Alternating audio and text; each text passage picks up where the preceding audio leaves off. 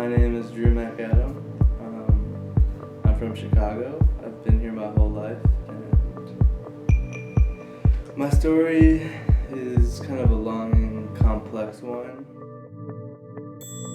In the darkness of the dawn,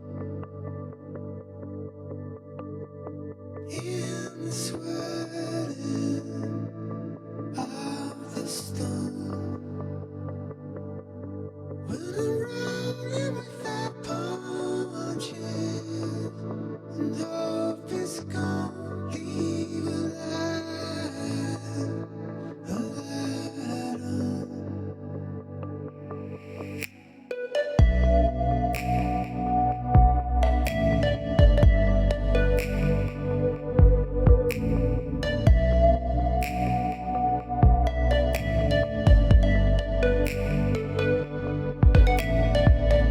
I was always interested in math and science, so that, I enjoyed it. But both my parents were accountants, so like math came naturally through them, I guess. Although science was not from either of them, they both said that they're not sciencey, so I guess that's kind of my own thing. I've always been kind of creative, very into like computers and stuff. So for a while in high school, I thought I wanted to do nuclear engineering, which some people would be like, "Whoa, that's crazy," and I was like, "I know." we basically, the reason why I thought about that was in one of my science classes we learned about, the nucleus and energy, and like it was just a subcategory of like nuclear science. It still interests me today, but I think during that time I was so desperate to look for something, especially what my parents might consider something that would be successful and make a lot of money and like basically to please them. I kind of lost sight of myself, and so that kind of plays into like the schools I applied to for college. So I applied to most famous schools for engineering, very good engineering schools. Basically what it came down to was what was the best school, like ranked wise. So I chose University of Illinois. I had visited the campus, so I did like the campus.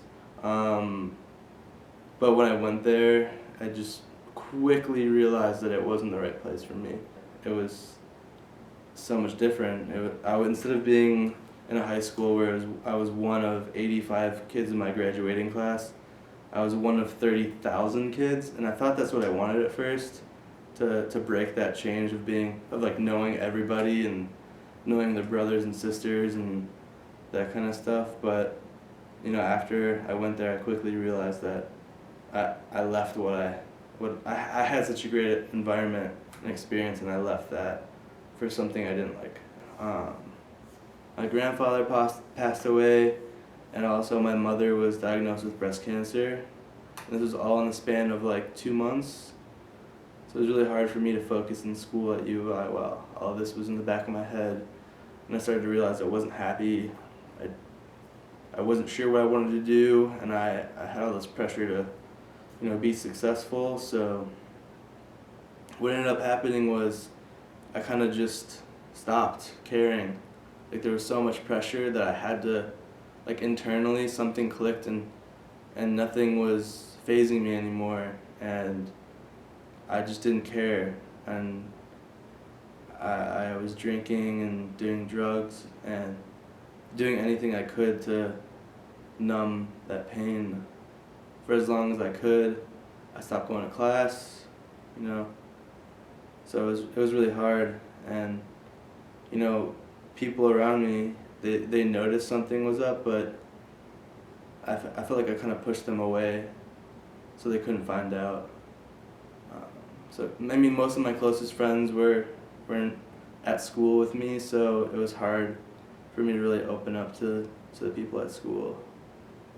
And I felt like the people that I tried to open up to didn't really care enough, and not in like a mean way, just we weren't close enough, so I guess it wasn't their issue. They had enough issues on their mind. But it got to the point where, I wasn't in school and I was staying at my apartment with my friends, and my parents were like, so where's the tuition bill for this semester? And I hadn't signed up for classes, I wasn't in classes. And finally my parents, they knew because they called the school and they're like, yeah, we want to see the tuition bill for my son. And then they said, we don't have any records. And so they said there can either be one of two things. It can either be that there's a mistake in the system, or that your son's not in any classes at all, like he's not enrolled. I don't cry often, and that's nothing I'm ashamed of, just I think it takes a lot for me to cry, and kind of what I did the past half a year was numbing all that, and it all kind of broke loose at that moment when she called. So it was probably like a 5-hour phone call explaining why I wasn't in school, why I was depressed, what was I going to do about it. Obviously at first my parents were very upset with me. They weren't happy with my decision of not being in school. I left school. Immediately after that phone call ended, I was packing up my stuff and going back home. And the next 6 months were the hardest of my life, for sure. Because all of those, that past year of me numbing my pain, all the pressure of my life, of deciding what I want to do, all the things going on, I faced it all in a span of 6 months. And I would even say that most of the emotions and feelings that I had pent up throughout my whole life that I dealt with in that 6 months. So I went to therapy and worked all that out, and it was really an eye-opening experience to have that.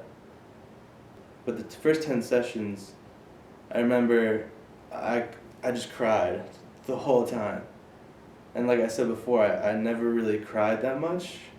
Very rarely. I would say maybe I can remember 5 times in my whole life before this that I cried. But 10 times in a row, all I did was cry, and I'm sure the therapist could barely understand me at all because I was just crying so hard. But it really felt good to let all that pent up emotion out. So that really changed my view on just myself, and therapy helped me open up and not just understand what was wrong around me and what made me upset, but really understood myself better. Because I feel like my personality is pretty complex, even to myself. So that played a big role in understanding myself better.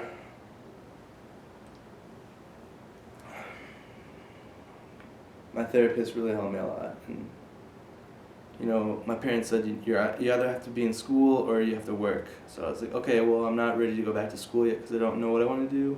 And I don't want to go back to school until I know for sure. So I went back to work, and I worked for the past year and a half. So now I'm at DeVry University in Chicago, studying computer information systems, and possibly going to specialize in system security. So in reality, I gotta say that it's probably been some of the best education I've ever had.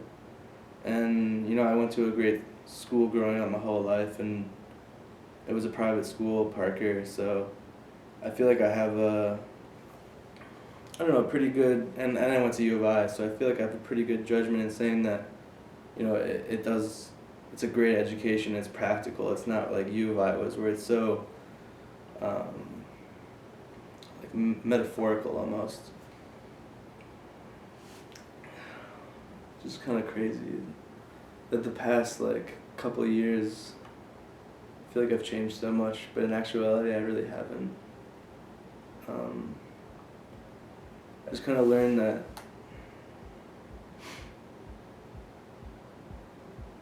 you gotta always change to your situation and not be a different person, but just gotta be smart. I mean, you gotta always learn more. And when I was depressed, I thought I knew everything. I thought I understood the world, but in actuality, when I opened my eyes, I realized that I only knew so little. And that's kind of why I'm not depressed anymore, is because I wake up every day seeing it as a new day, and I can always learn so much more and take away so much more from each day, and try not to like be held back by bad stuff that happened in the past. Pretty much, I don't really think about the past at all anymore. I think it's kind of crazy because I feel so clear-headed because I don't have anything holding me back anymore.